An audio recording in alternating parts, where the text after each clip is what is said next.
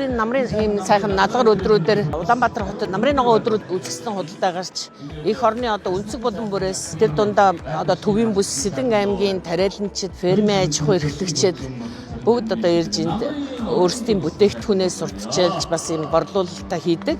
Энэ жилийн энэ намрын ногоо өдрүүдийн арга хэмжээ маш сайхан болж байна. Хүмүүс сайн уу? Ерөөсөө тарлах утсан байх шүү. Сайн. За ургац зарим нь уу? Помидор их гоё юм. Энэ өстө мундаг тариаланч штэ. Сэдэнгийн зүү хараа. За бүгдээрээ ургац зарим нь уу? Аруу.